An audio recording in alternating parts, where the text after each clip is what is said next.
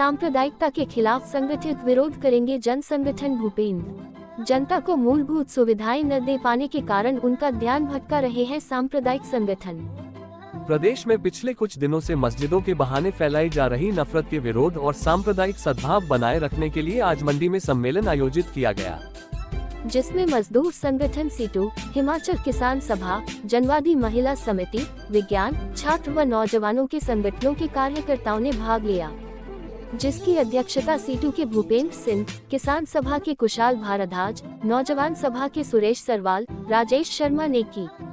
Situ जिला प्रधान भूपेंद्र सिंह ने कहा कि पिछले कुछ दिनों से शिमला में एक अवैध निर्माण को लेकर जिसके बारे मामला कोर्ट में पेंडिंग होने के बावजूद कुछ सांप्रदायिक ताकतों ने इसके बहाने धर्म विशेष के खिलाफ सुनियोजित तरीके से अभियान चलाया है।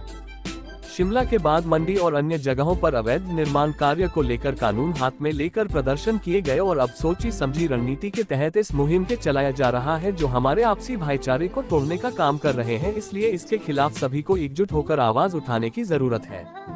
उन्होंने कहा कि अब यही लोग बाहरी राज्यों से आए उन मजदूरों जो यहां पर काम करने के लिए आते हैं उन्हें निशाना बनाकर अभियान शुरू कर दिया है, और जो मजदूर हमारे यहां रेहड़ी फहरी लगाकर गांव-गांव से कूड़ा व कबाड़ उठाने, फेरी लगाकर सामान बिक्री करते हैं उनके खिलाफ अभियान छेड़ दिया है और कई जगह उनके आधार कार्ड व पहचान पत्र चेक करने और उनके यहाँ पर रेहड़ी लगाने के अधिकार को छीनने की मुहिम छेड़ दी है, और उसमें भी एक धर्म विशेष के मजदूरों को निशाना बनाया जा रहा है, जिसका सीटू विरोध करती है और संविधान के अनुसार भारतवर्ष का कोई भी नागरिक देश के किसी भी हिस्से में कारोबार कर सकता है। इसकी रक्षा करने के लिए जागरूकता अभियान चलाएगा। उन्होंने कहा कि मंडी शहर में भी इन लोगों ने जेल रोड स्थित अवैध निर्माण को लेकर प्रदर्शन किए थे और अब जब उस निर्माण को निगमायुक्त के आदेशों के बाद गिरा दिया गया है तो अब वहीं पर मंदिर होने का विवाद खड़ा करके सांप्रदायिक सद्भाव बिगाड़ने की मुहिम शुरू कर दी है। यही नहीं, इसके बहाने रेहड़ियां लगाने की इजाजत नहीं दी जा रही है। हिमाचल सरकार ने भी स्ट्रीट वेंडरेज एक्ट को लागू करने के लिए एक मंत्रिमंडलीय कमेटी बना दी है और इस सांप्रदायिक तनाव बढ़ाने की मुहिम का हल केवल रेहड़ी फहरी लगाने की व्यवस्था से जोड़कर हल्के में लेकर औपचारिकता पूरी की है, जबकि स्ट्रीट वेंडरेज कानून वर्ष 2014 में बना है और उसे लागू करने के लिए राज्य स्तर पर कमेटी गठित करने का प्रावधान है। लेकिन पूर्व भाजपा सरकार ने अपने 5 साल के कार्यकाल में इसका गठन नहीं किया था और अब कांग्रेस सरकार ने भी 2 साल के बाद कमेटी गठित की है, जो केवल रेहड़ियां लगाने की पात्रता को ही देखेगी।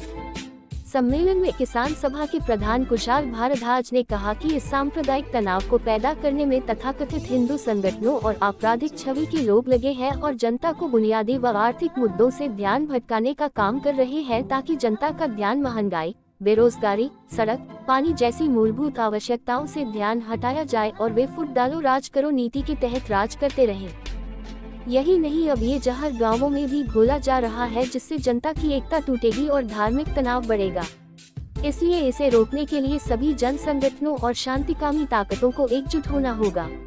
सुरेश सरवाल ने इस सांप्रदायिक तनाव को बढ़ाने से युवाओं का रोजगार का मुद्दा पीछे छूट जाएगा। सम्मेलन में रेहड़ी यूनियन के सचिव प्रवीण कुमार, विज्ञान मोर्चे के गजेंद्र शर्मा, जनवादी महिला समिति की रीना, किसान सभा के रामजी दास ने भी विचार व्यक्त किए। तो जो किसी को नहीं मानता उसको भी अधिकार है। जो किसी भी भगवान को, किसी भी देवते को अगर नहीं मानता है, उसको भी इस देश में, संविधान में, उसको भी इस